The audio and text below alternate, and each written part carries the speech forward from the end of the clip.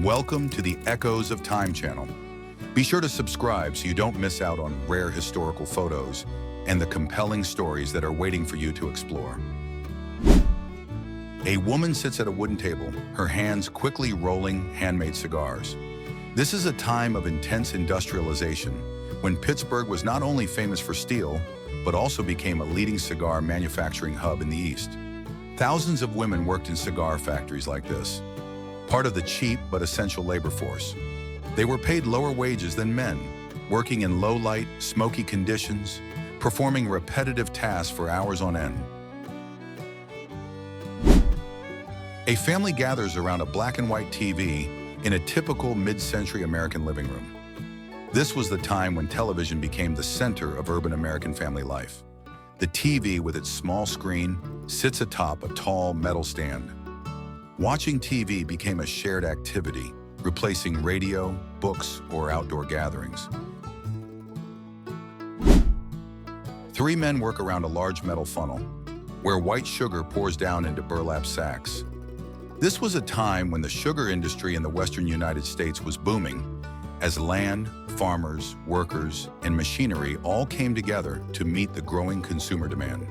The process of weighing, packaging, and shipping sugar at that time was entirely manual, requiring strength, coordination, and precision. The girl in the photo is not your typical delivery driver. She's operating a three-wheeled electric vehicle loaded with letters and parcels. This photo was taken in the early 20th century, a time when the world was constantly shaken by war, crisis, and reconstruction.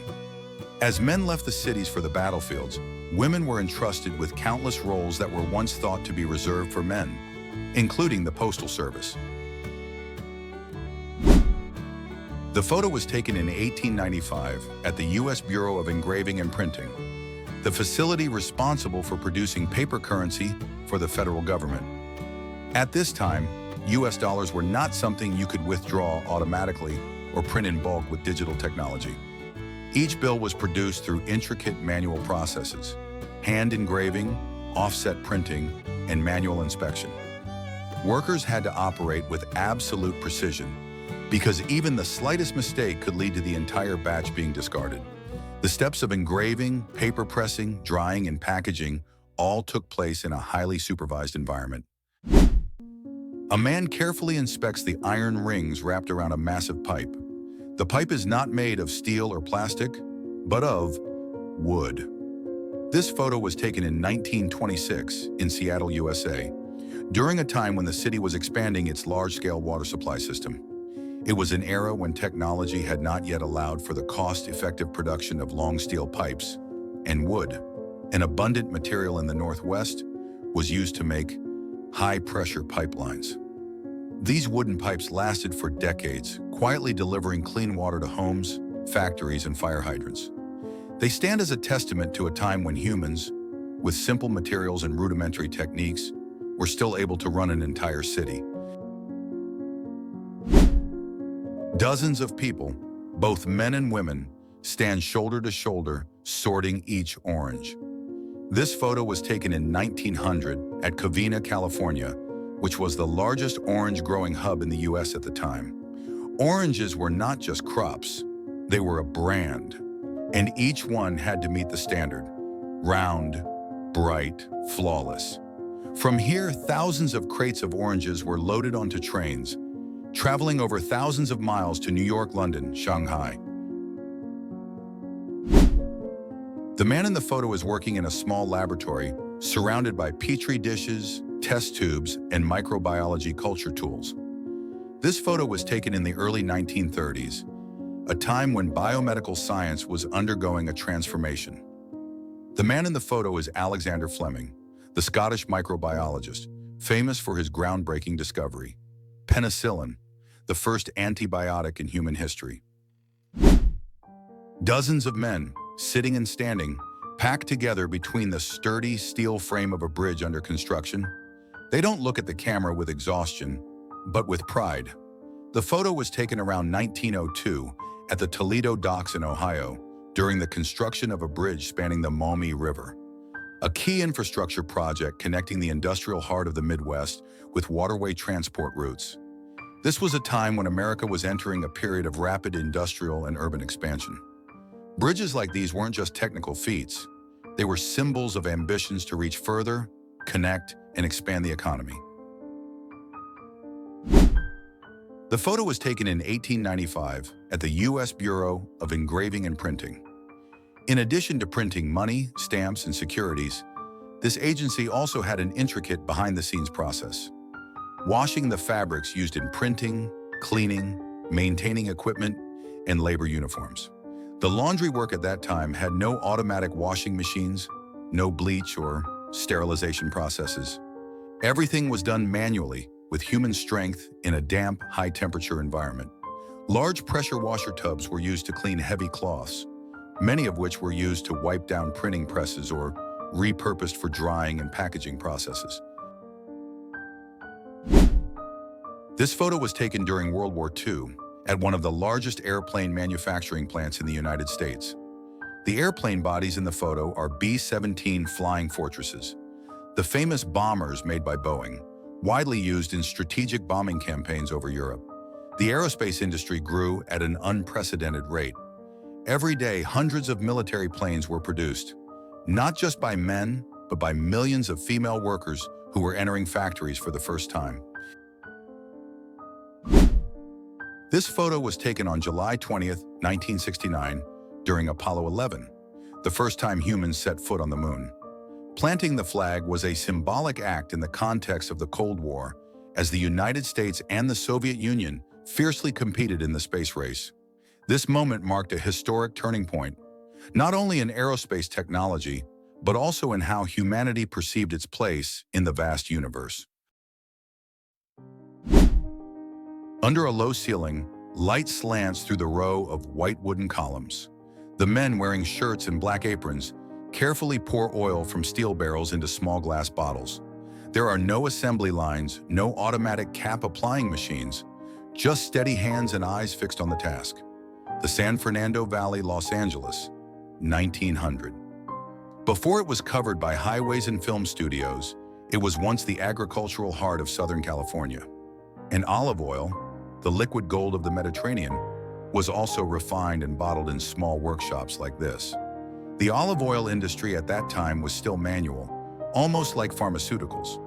The oil was used for cooking, massage, healing, even for polishing wood or hair care. Each bottle of oil contained not just the product, but also the standards of cleanliness, sustainability, and a production philosophy that had yet to be swallowed up by industrialization. Bright sparks fly from welding tips. In a cramped metal space, workers labor between thick steel frames.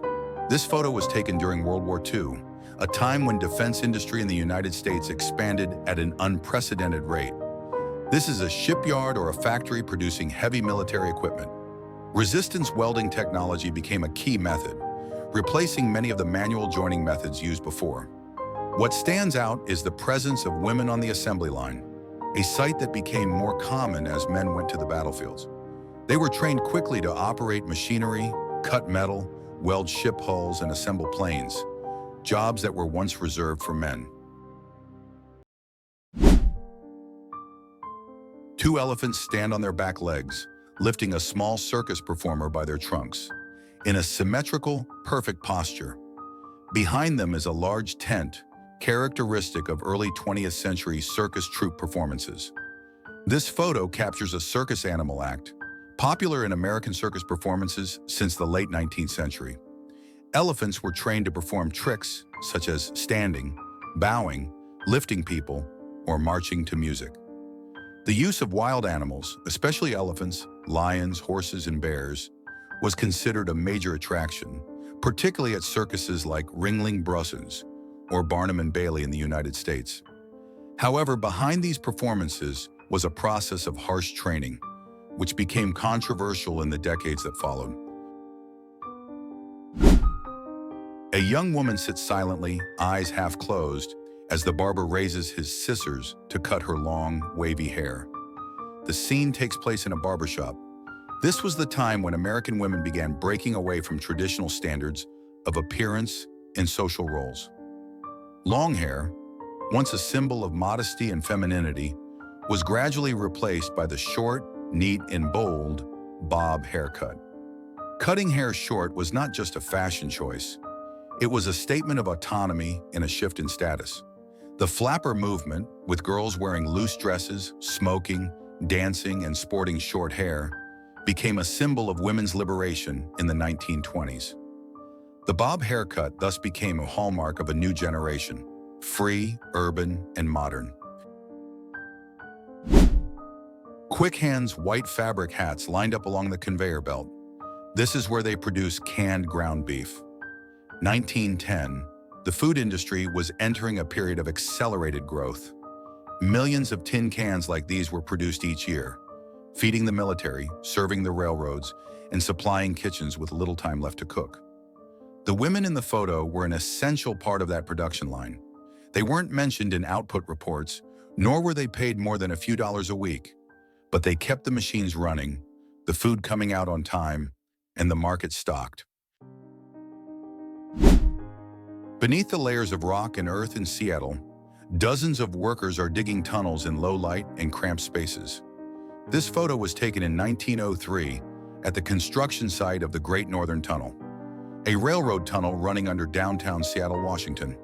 It was a crucial part of the effort to expand the transcontinental railroad system in the western United States in the early 20th century. At this time, tunnel construction relied mostly on manual labor, using basic tools like pickaxes, shovels, handcarts, and oil lamps. The working conditions were harsh. Dust, moisture, lack of air, and the constant danger of cave-ins were a daily reality of early infrastructure construction during industrialization. A woman stands beside the conveyor belt, watching as the potatoes move steadily down the sorting system. From the late 19th century to the mid-20th century, a time when the food processing industry in the U.S. began to mechanize. This was one of the early steps in the production line of crispy potato chips, a snack that became increasingly popular in urban life. From small factories with mostly female laborers, the food industry gradually transitioned into mass production. This image reflects the intersection of manual labor and mechanization, when people still played a crucial role in controlling, sorting, and operating the process. It also marks the foundation for the fast food industry of the 20th century,